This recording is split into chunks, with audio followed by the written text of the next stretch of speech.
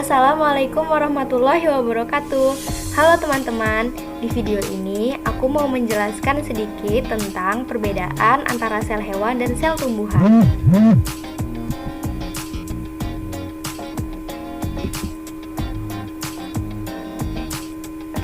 Sel merupakan unit terkecil dari makhluk hidup, secara struktural dan fungsional, serta tidak dapat dibagi lagi menjadi bagian yang lebih kecil. Secara struktural, artinya sel merupakan unit terkecil dari makhluk hidup. Sedangkan secara fungsional, artinya sel memiliki kemampuan untuk dapat melakukan berbagai proses kehidupan, seperti perombakan, sintesis, respirasi, dan lain-lain.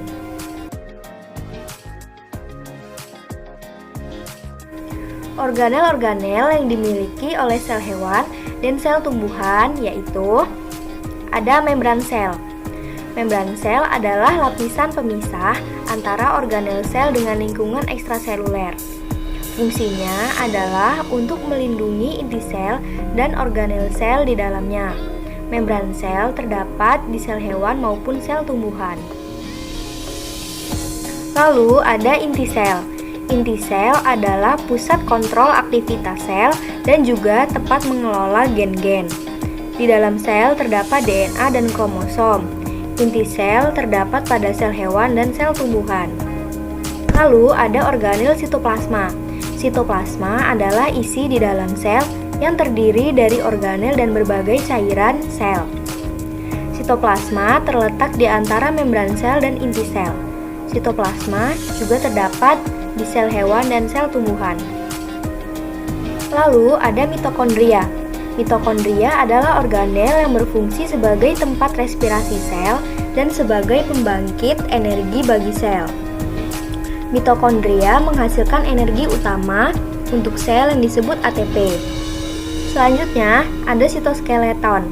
Sitoskeleton adalah rangka bagi sel yang terdiri dari protein filamen. Protein filamen terdiri dari mikrofilamen, filamen tengah, dan mikrotubulus. Fungsi sitoskeleton adalah untuk menyokong bentuk sel. Ada juga ribosom. Ribosom adalah butiran-butiran kecil yang melekat pada permukaan retikulum endoplasma kasar. Fungsinya adalah untuk mensintesis protein. Lalu ada retikulum endoplasma. Retikulum endoplasma adalah suatu kantong pipih yang menutupi sebagian besar sitoplasma dan terhubung dengan membran inti. Retikulum endoplasma dibagi menjadi dua, yaitu retikulum endoplasma kasar dan retikulum endoplasma halus. Selanjutnya yaitu badan Golgi.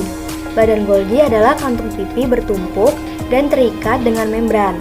Fungsi dari badan Golgi adalah untuk memproses protein dan molekul lain yang akan dibawa keluar sel atau ke membran sel. Selanjutnya ada lisosom.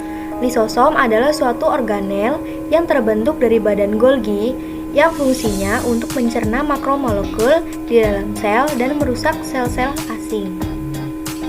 Lalu apa aja sih perbedaan menonjol yang dimiliki oleh sel hewan dan sel tumbuhan? Organel yang ada pada hewan yaitu sentriol.